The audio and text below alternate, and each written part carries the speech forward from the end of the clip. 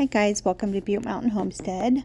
I'm having to do a voice overlay, which I'm trying, so you'll have to bear with me, but the wind in the first part of this video was horrible. I was going to go ahead and upload it, but I thought, no, can't do it. So, like I said, just bear with me while I record through this.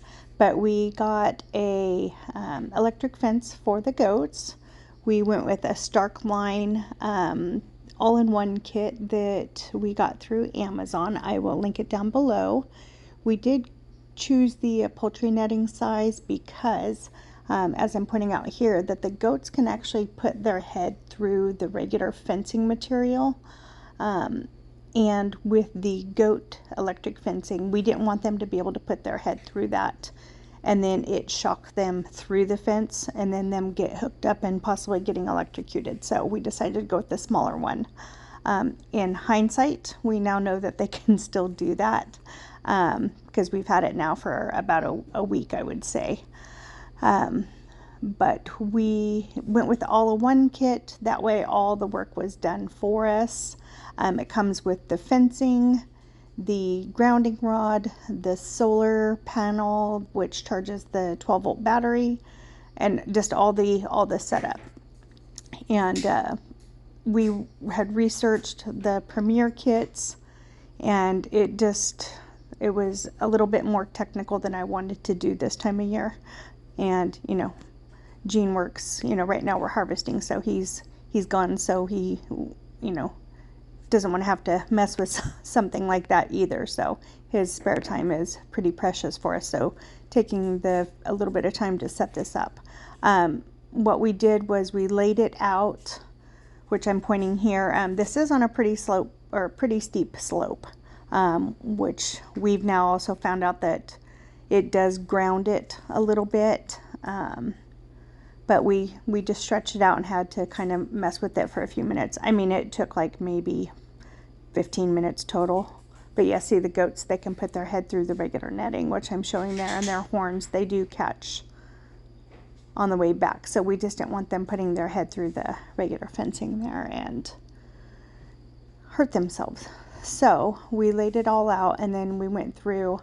Another downside to this is that Gene did just this about a month or so ago when the ground was still workable, and so there was really big clods and the ground was kind of loose. So being on a steep hill, clods and loose dirt, it has done the job.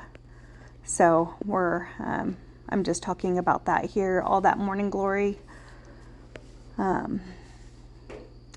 Yeah, so we just went through and put it through, but the hill right now is full of morning glory, and everything you see up front here is already gone now. They've actually pretty much plowed it through. We were hoping it would take longer in a few days, because by the time we rotate them through this part of the hill, we would hope that it would take longer than a week, and now we know that it would probably be a month on this part of the hill. So that's a good thing there.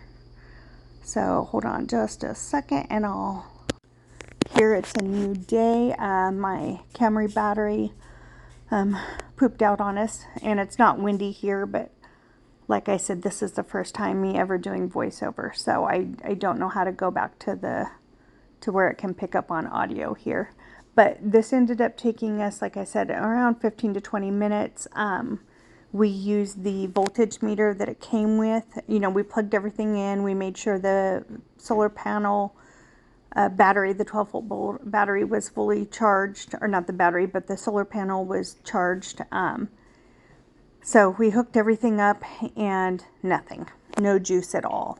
So Gene was kind enough to be the guinea pig to test it, and barehanded, and it was no juice. So we went through and we found that along the bottom of this fence here, there's a black grounding strand, and then the blue, you can't see them, but there's blue strands. Those are the hot strands.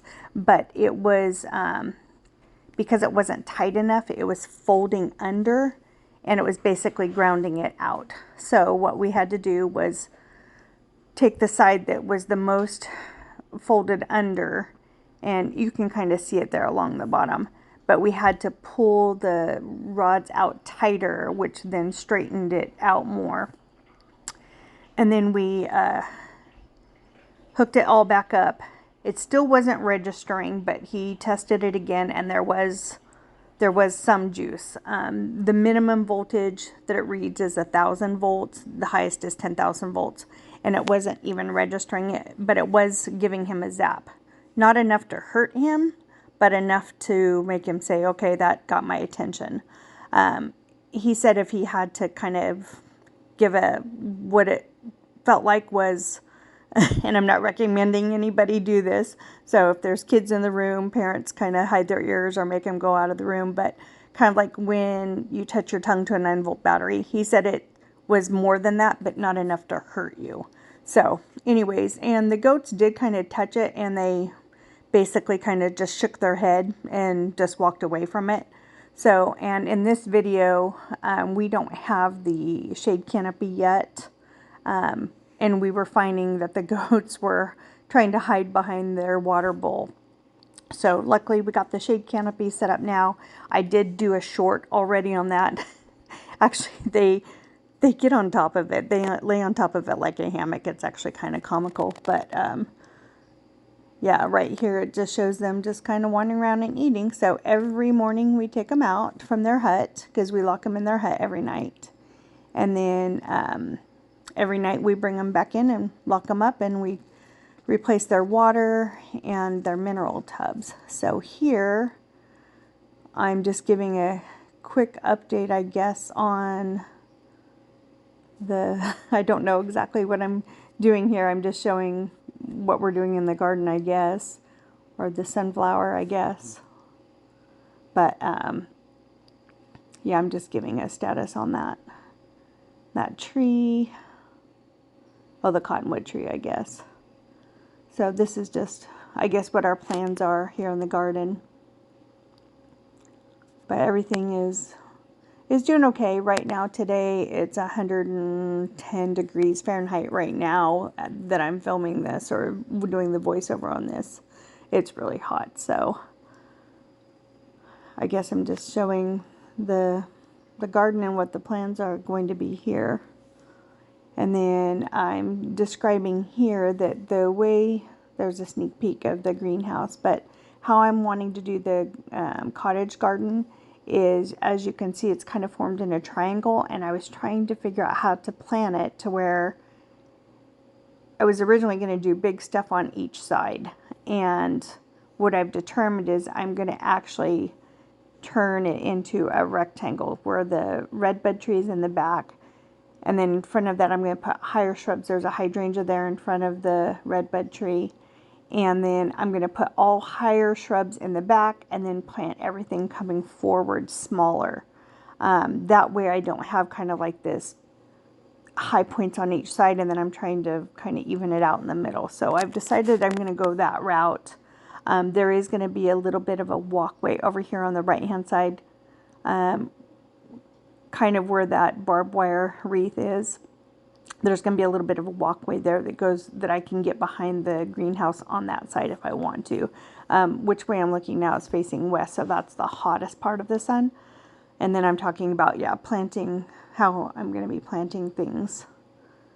So I hope that makes sense. But so now I'm just researching certain shrubs, because that hydrangea that's on the left hand side there in front of the redbud tree should get pretty big. So then I'm just going to do it kind of slow as far as plantings go. I am going to put in bulbs. I'm going to get stuff planted this summer. Or I'm sorry, this fall. But, oh, so here, yeah, I'm showing how I want to be able to get behind there. So, and then just walking through. And there's the chicken coop. Oh, I was cleaning out the chicken coop that day because it was still fairly cool. We hadn't got over the 100 yet. I think it was only supposed to be like 91 that day, but,